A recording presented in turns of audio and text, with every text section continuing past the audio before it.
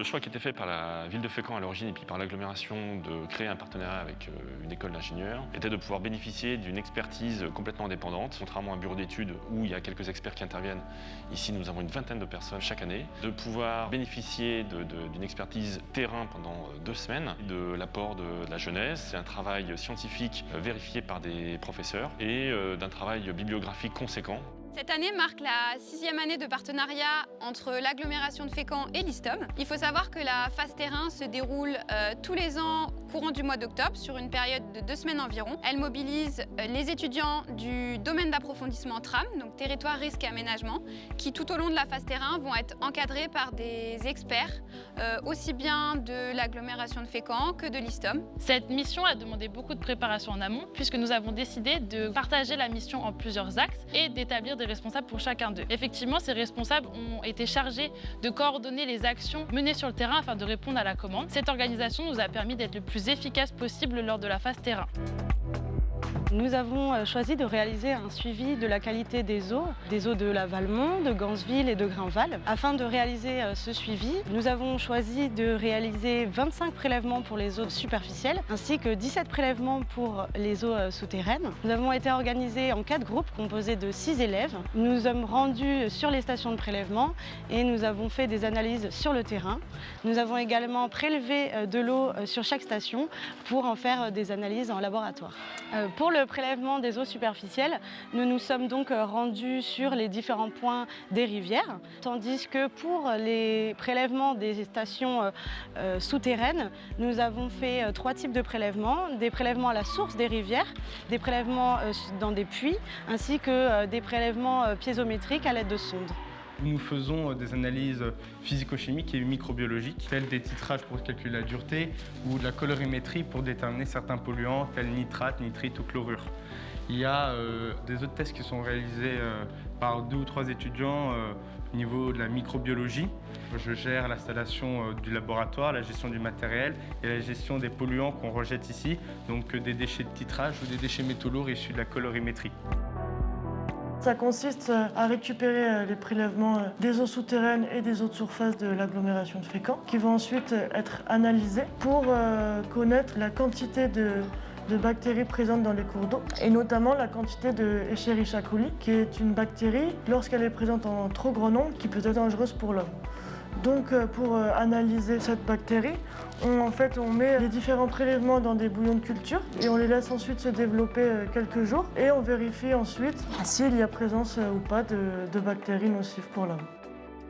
Nous prélevons des macro-invertébrés, donc ça peut être des larves d'insectes, des crevettes, sur la Valmont à Fécamp, afin de déterminer l'état de santé du cours d'eau. Après avoir déterminé les différents substrats, donc c'est-à-dire les différents sédiments, les différentes algues qu'on peut trouver dans le cours d'eau, donc ici la Valmont, on va rentrer dans le cours d'eau avec des combinaisons très imperméables et on va mettre tous les macro-invertébrés avec certaines algues qui passent dans le filet. Tout ce qu'on a récupéré dans le filet, on va le faire passer au tamis pour être sûr de conserver seulement les macro-invertébrés. Et tout ce qui se retrouvera donc sur le petit filet, on va le mettre dans une boîte de prélèvement qu'on analysera ensuite au laboratoire.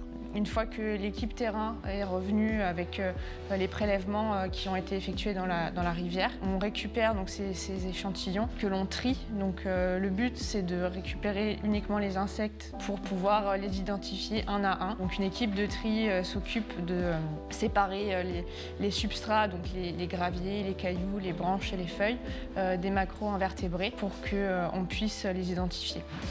Ensuite, il suffit de mettre les macro-invertébrés dans les boîtes de pétri qu'on a ici et d'observer chaque macro-invertébré à la loupe binoculaire afin de pouvoir les classer selon leur famille et leur genre.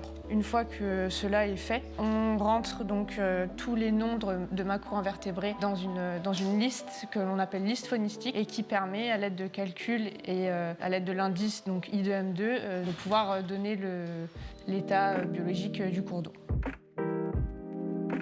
Et nous nous trouvons aujourd'hui dans les tunnels creusés par Arsène Bigot il y a près de 200 ans pour trouver une source d'eau potable pour alimenter la ville de Fécamp. Il s'est rendu compte qu'il y avait de l'eau qui jaillissait de la falaise. Il a creusé pendant 6 ans pour atteindre ces sources. Nous sommes ici pour appuyer les efforts de la ville de Fécamp et de son agglomération pour rendre à nouveau cette eau potable. Donc en fait, notre objectif est double. Premièrement, nous allons continuer les analyses de la qualité de l'eau et ensuite nous essayons de trouver les connexions potentielles entre la surface et les eaux souterraines qui peuvent polluer en fait les eaux souterraines comme des bétoirs. Le canal de la Voûte est un cours d'eau artificialisé avec vie aquatique. Il a été construit au XIe siècle par les moines dans l'objectif d'apporter de l'eau jusqu'à la ville de Fécamp. Il approvisionnait les douves de l'abbaye et il faisait tourner les roues des moulins. Le canal de la Voûte est aujourd'hui oublié par la majorité des Fécampois et est devenu un égout enterré sous la ville. Cette année, selon la commande, nous avons fait de nombreuses analyses d'eau pour comprendre les différentes sources de pollution du canal, qui, on le suspecte, sont majoritairement d'origine domestique. C'est-à-dire que de nombreuses maisons sont reliées au canal au lieu d'être reliées au réseau d'assainissement de la ville. De plus, nous avons réalisé une étude cartographique pour identifier les potentielles maisons reliées à ce canal. Nous nous trouvons aujourd'hui en dessous du Cap Fagné, aux falaises de Fécamp. Ces falaises présentent de nombreux risques d'éboulement. Nous sommes venus faire une lecture de la falaise avec les étudiants afin de déterminer les endroits les plus dangereux pour les visiteurs de la plage. Cette année, nous avons pu également étudier les risques présents au niveau des carrières Saint-Étienne, qui sont les plus grandes carrières de la ville et qui s'étendent sous le centre historique de Fécamp, l'empêchant d'être à nouveau constructible. Une zone humide, qu'est-ce que c'est? C'est une zone exploitée ou non qui se gorge d'eau de manière temporaire ou permanente. Et l'enjeu de la caractérisation de cette zone humide ici, c'est qu'elle a un impact direct sur la qualité des eaux parce que dans cette zone, il y a le captage de Goyer qui dessert l'eau de la ville de Fécamp. Alors concrètement, comment on caractérise cette zone humide?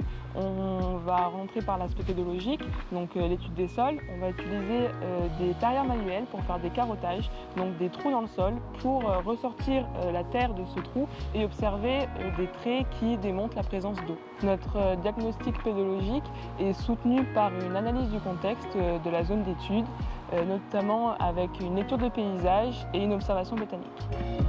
Le SIG, c'est un système d'information géographique qui permet de recontextualiser notre zone d'étude et de traiter les données récoltées sur le terrain.